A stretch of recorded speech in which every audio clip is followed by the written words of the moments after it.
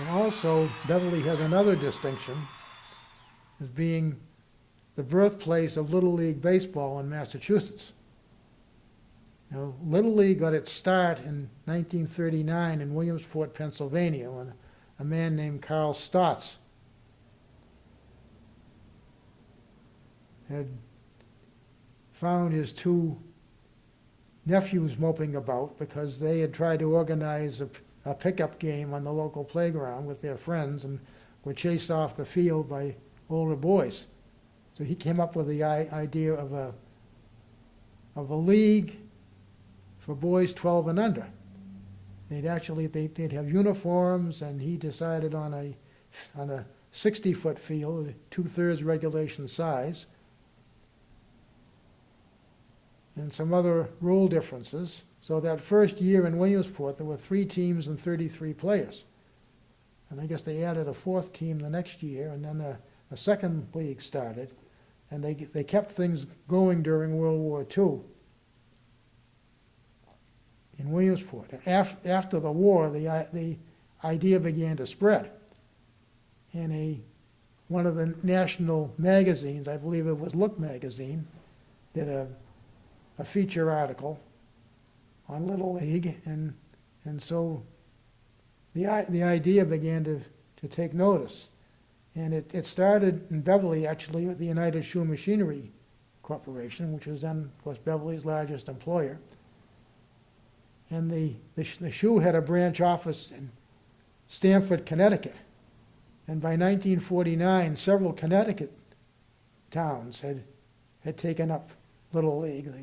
They had received charters from Carl Stotz, who by 1950 had copyrighted the program and given it trademark protection. So that you have to have to call yourself a Little League, you needed a charter. Well, in the summer of '49, a carload of men from this area went to Stamford to see what it was all about. And they came back, and during the fall of '49, several informal meetings were held, and by that winter, they were ready to go public. So in February of '50, they called a meeting in the Chamber of Commerce office on Cabot Street. And Carl Stotz had formed a deal with the United States Rubber Company, which is now Uniroyal, to underwrite setting up an office for the program in Williamsport and having some full-time staff. And they also had a couple of people who were going around showing what they call Little League movies to places that were interested. So 2 people came to Beverly on that February night and showed the Little League movies. And about 20 men were there, and they decided, hey, I think we can pull this off in Beverly. So they decided that they're going to form a 4-team league in 1950 and apply to Williamsport for a charter.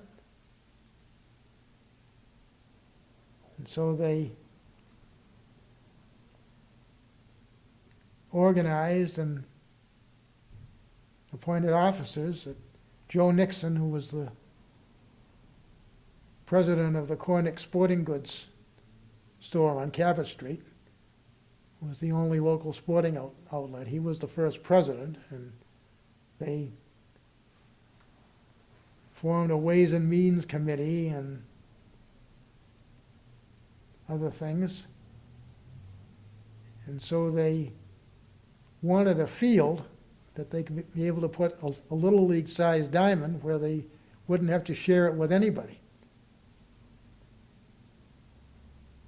And the mayor that year was Robert J. Rafferty, and the Public Works Commissioner came up with the idea of Bessie Baker Park, which had been bought by the city with money left by Bessie Allen Baker, who was certainly one of the great civic leaders of the town in the 1920s and 30s. And she left $5,000 for that purpose. And so they bought this park on between Cabot Street and Odell Avenue behind,